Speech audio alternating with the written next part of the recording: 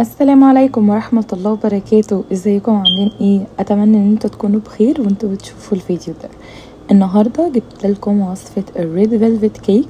هنعمله بطريقة مختلفة شوية، يعني هنعمل الكيك الريد فيلفت بمكونات بسيطة، بس هنعمل منه تورتة دورين زي ما انتوا شايفين كده، وهنعرف طريقة التزيين المميزة دي وازاي نعمل القلوب ورسمة الشفايف اللي انتوا شايفينها دي بمكونات بسيطة جدا، وازاي نخلي الكيكة طالعة معانا مويست وطعمها حلو قوي، سكرها مظبوط جدا، وكمان هنعمل كريمة تشيز فروستنج طعمه حلو قوي وسكره مظبوط، وكمان مش هستعمل فيه زبدة خالص، فبالتالي هيكون خفيف قوي وطعمه لذيذ.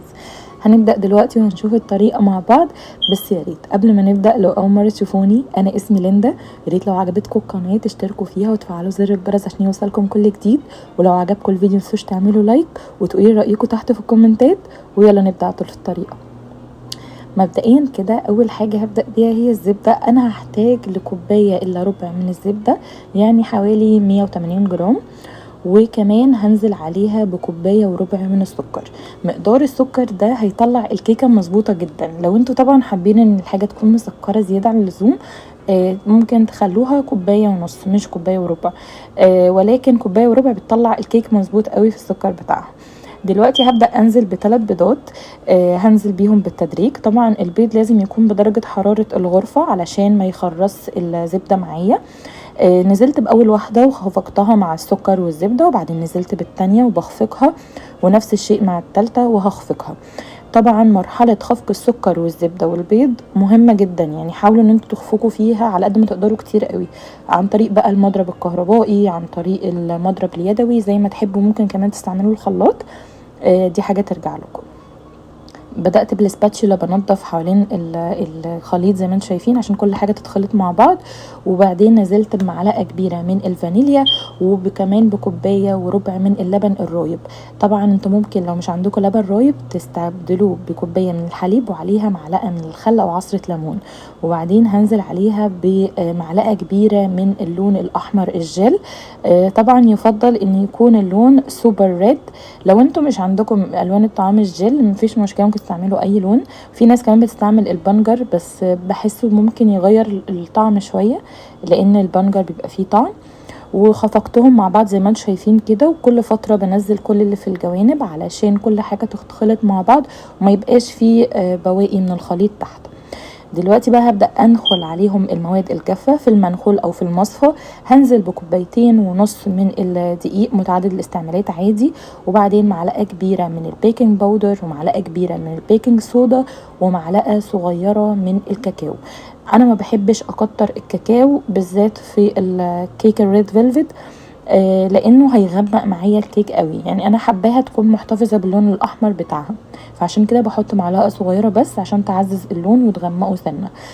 نزلت بالمواد الجافه بالتدريج. طبعا انا بعديه على مصفى او منخل علشان ما يبقاش في اي تكتلات في الدقيق ويبوظ لي الخليط بتاعي.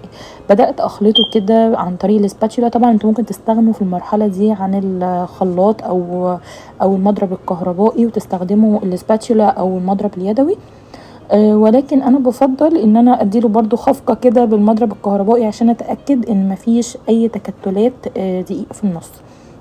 بالشكل اللي انتوا شايفينه ده نخلت باقي كمية المواد الجافة، وطبعا الكاكاو نزل معاها. الكاكاو كل اللي بيعمله بس انه بيعزز اللون ويخليه اغمق سنة. طبعا لازم يتحط، فيفضل ان انتوا متحطوش كمية كبيرة يعني. بس كده بدأت اخفقهم كويس مع بعض، وده بيكون شكل الخليط بتاع الكيك. زي ما انتم شايفين مفيش مكونات كتير. هنبدأ دلوقتي ننزلهم في الصواني. انا هنا هستعمل صواني مقاس 20 سنتي و15 سنتي علشان هعمل الكيكة دورين، ولكن لو انتوا حابينها ان انتوا تعملوها في صينية كبيرة ممكن تستعملوا صينية مقاس 30 سنتي لو حابينها في صينية واحدة. طبعا ايه بديل الزبدة في الكيك دي؟ انتوا ممكن تستبدلوا الزبدة بكوباية الا ربع من الزيت النباتي، دي حاجة ترجع لكم. دلوقتي بدأت انا بعود من اعواد الشيش طاووق امشي كده جوه الخليط علشان اتأكد ان ما يكونش فيه اي فقاعات هواء تبقى عاملة فراغ جوه الكيك، وبدأت كمان اخبطها كده عشان برضو اي فقاعات هواء تطلع.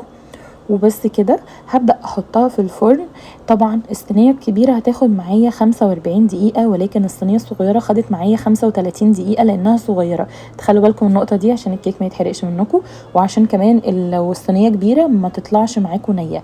بختبرها كده بتوز بيك واتأكد انها طالعة معايا نظيفة كده، يبقى الخليط سوري الكيكة كده استوت معايا تمام بالشكل اللي انتوا شايفينه ده.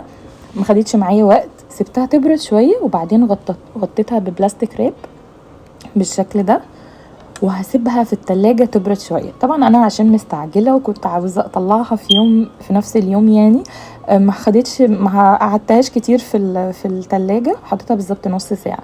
دلوقتي بقى نبدأ نجهز القلوب ورسمة الشفايف اللي انتوا شفتوها دي. فحبيت ان انا اسيح معاكم الشوكولاتة بالطريقة دي على حمام بخار. طبعا ممكن تحطوه في الميكرويف. ده تشوكلت شيب ابيض حطيته في بوله، وطبعا اراعي ان البوله ما تكونش لامسه الميه عشان الشوكولاته ما تسيحش ما تتحرقش معايا. وبعدين بدات انزل عليها بالوان طعام احمر جل، وببتدي احطه بالتدريج لغايه اما اوصل للون اللي انا عاوزاه. ده اللون اللي انا عاوزاه. ودي القوالب السيليكون اللي انا هستعملها، هتلاقوها بتتباع في الامازون. ممكن احط لكم اللينك بتاعها تحت في صندوق الوصف. وكمان بدأت احط فيها بقى الشوكولاتة اللي انا عملتها دي، وحاولت انضف من حواليها كده عشان ما تطلعش معايا مزغرفة. وبس كده. وبرده نفس الشيء في القالب بتاع الشفايف. وطلعي معايا طبعا القلوب بالاحجام اللي انتوا شايفينها دي. حطيتها في الفريزر. هي ما خدتش وقت لان القالب زي ما انتوا شايفين القطع بتاعه القلوب والشفايف مش كبيره قوي، فما خدتش وقت يعني تقريبا ربع ساعه في الفريزر، وممكن تقعدوها نص ساعه هتطلع معاكم بالشكل اللي انتوا شايفينه ده. شكلها حلو قوي. طبعا انا خدت شويه من اللون الفاتح وعملت بيه برضو قلبين كده عشان يكسروا اللون شويه، وده بيكون شكلها. بحطهم في علب في الفريزر. تستخدموها في اي حاجه انتوا حابينها، مش لازم في الكيك دي. انا حطيتها في الفريزر لحد ما اجهز باقي المكونات. دلوقتي هنعمل كريم تشيز فروستنج. هستعمل عبوتين من الجبنه الفيلادلفيا بحوالي 450 جرام. اي نوع جبنه كريمي ينفع، ممكن جبنه لوستون، ممكن جبنه كيري، اي نوع جبنه كريمي. انا بفضل الجبنه الفيلادلفيا لانها بتكون متوفره عندي كتير. تمام.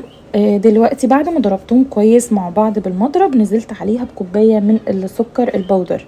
لازم السكر يكون بودر يا جماعه.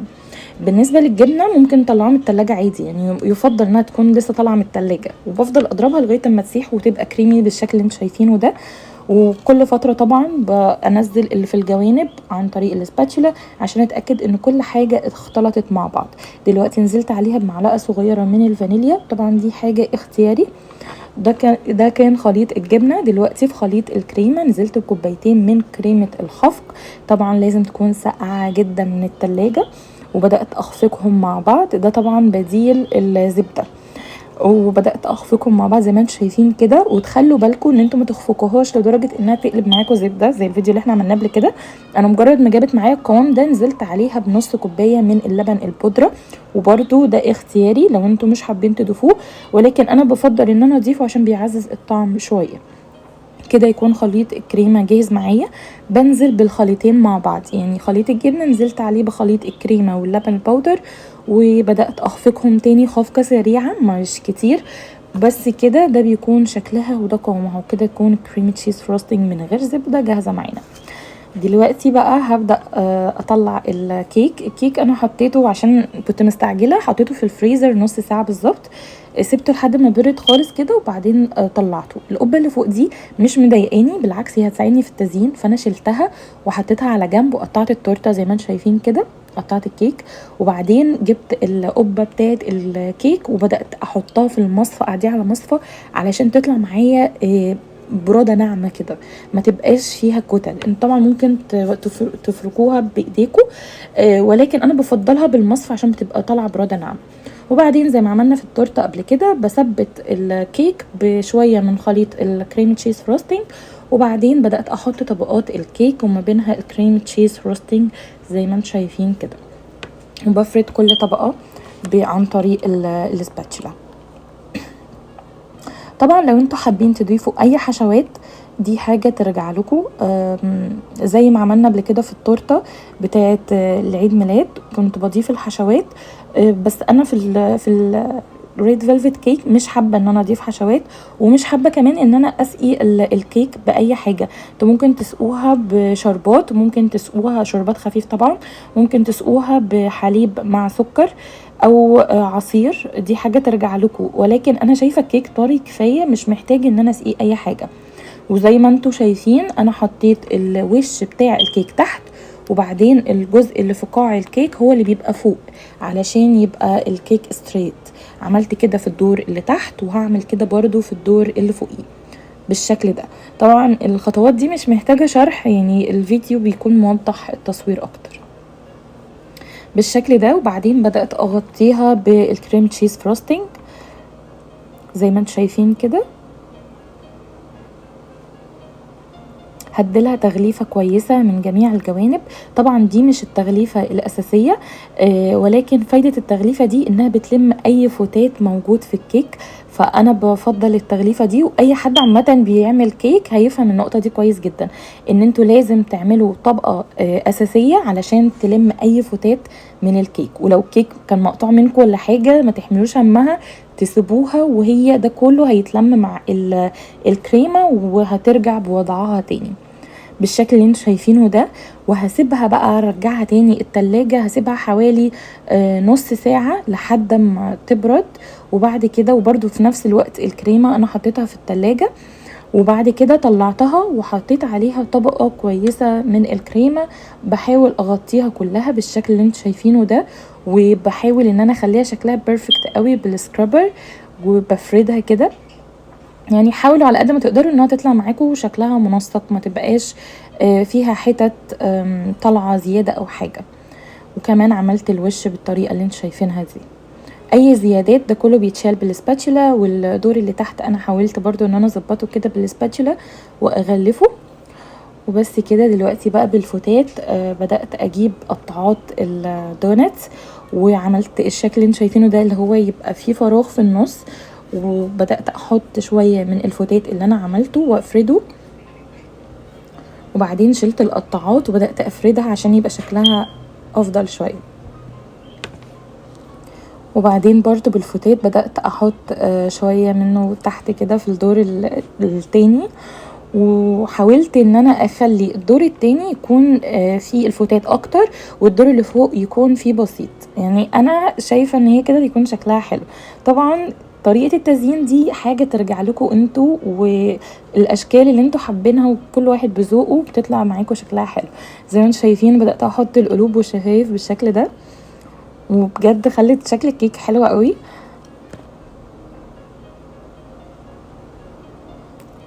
وبس كده ده بيكون شكل الكيك. طبعا انتوا ممكن تقدموها في اي مناسبة، فالنتاين او مناسبة خطوبة، عيد ميلاد حد بتحبوه حابين تقدموا له هدية حلوة، مفيش احلى من تورته ريد فيلفت تدل على حبكم ليهم.